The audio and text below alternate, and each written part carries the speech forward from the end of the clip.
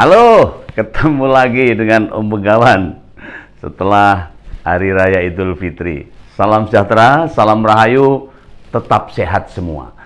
Pasca pencapresan Ganjar Pranowo oleh Megawati Soekarno Putri yang didampingi oleh Mbak Puan, Prananda, dan Pak Presiden Joko Widodo. Nah, sekarang ini Presiden Joko Widodo berencana mengundang parpol pendukung pemerintah untuk bertemu. Dalam bahasanya Pak Zulkifli Hasan itu ngajak ngopi bareng. Wah, seneng banget ini.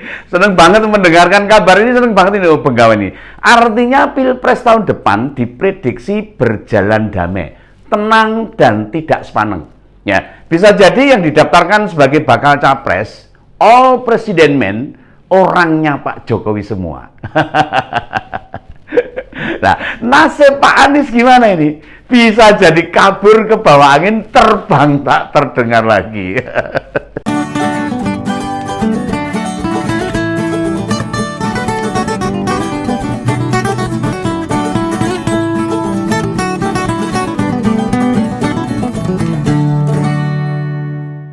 Ya, tentu kesimpulan ini diambil bukan asal bicara ini. Om Begawan ini bukan asal bicara nih, tapi saya melihat atas semua yang sudah terjadi. Wah, kemudian juga respon Pak Jokowi ini.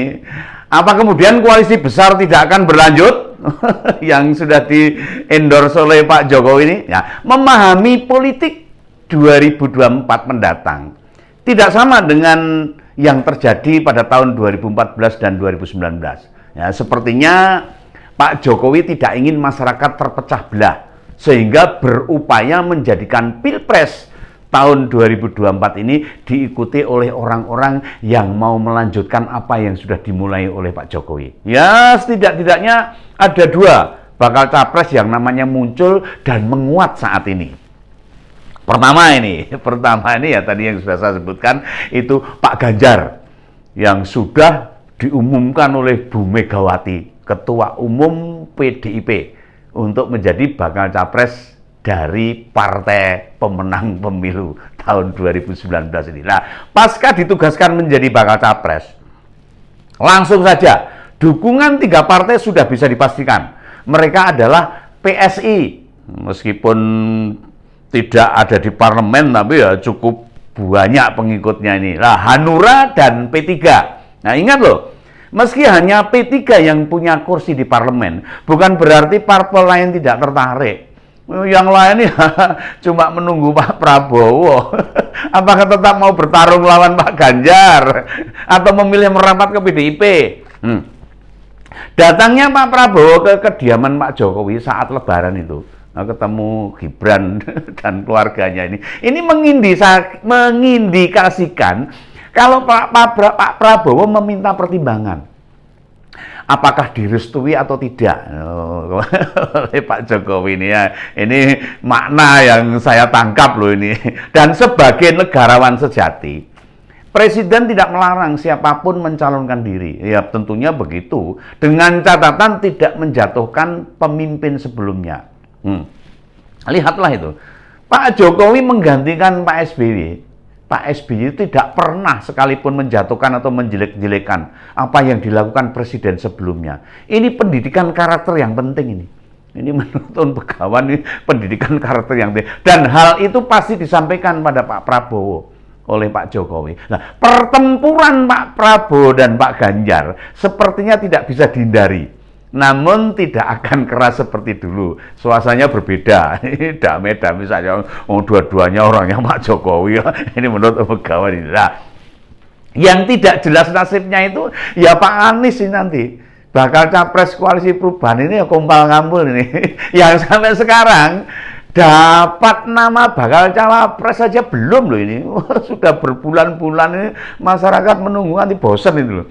Dua nama yang digadang akan jadi pendamping kayaknya tidak akan mau, baik Pak Sandiaga Uno maupun Bu Khofifah Indar Parawansa, Gubernur Jawa Timur itu. Nah, mengapa mereka tidak mau?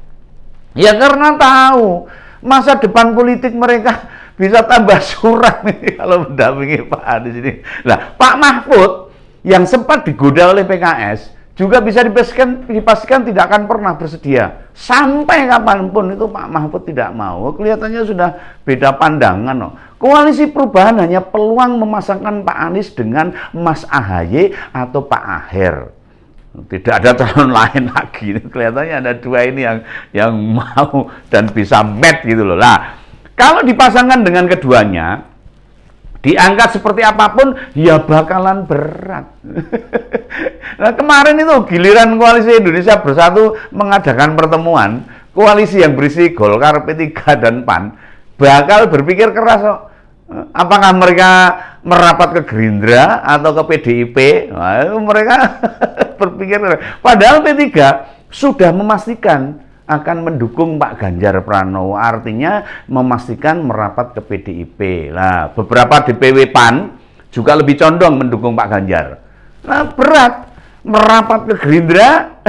Jika begitu, KIP dipastikan akan terhenti ini, bubar ini. Golkar sendiri akan realistis. Iya no, seperti pengalaman 9 tahun belakang. Ikut PDIP malah dapat kursi menteri loh Pak, enak toh. Ikut pemenang itu enak itu.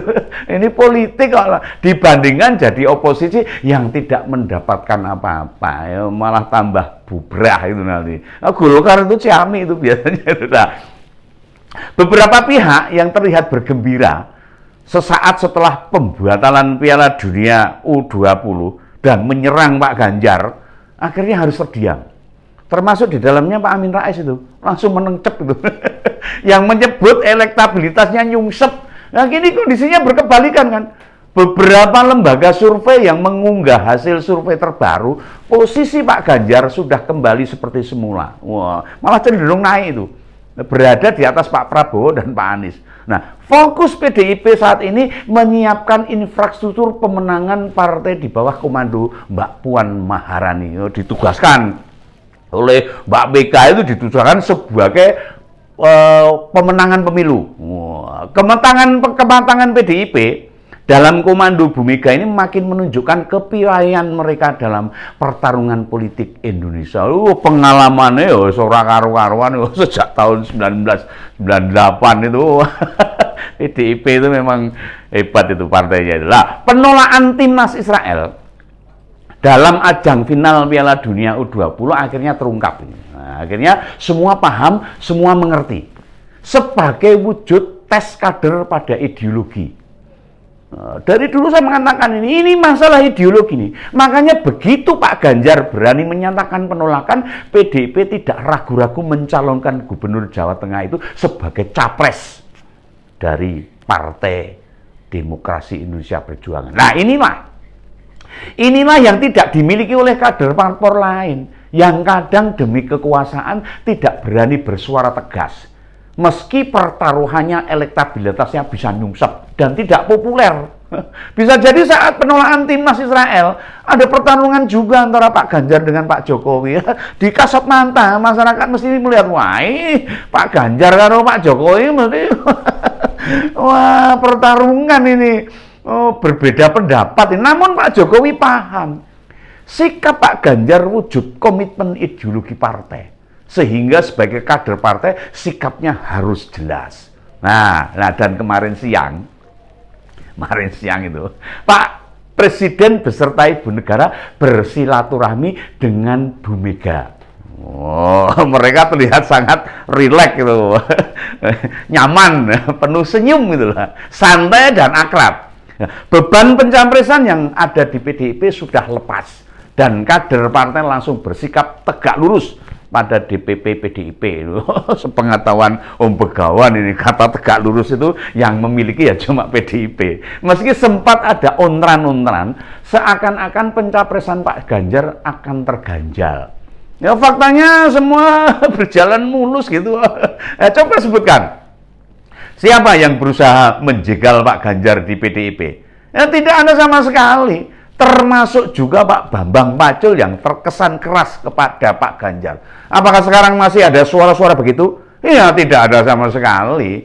Mereka akan bahu-membahu bekerja penuh memenangkan Pak Ganjar sebagai presiden mendatang tahun 2024. Nah, target untuk mencetak hat-trick pemilu dan pilpres bukan hal yang mengawang-awang bagi PDIP. Yang jelas, yang kelimpungan itu ya koalisi perubahan sekali lagi ini.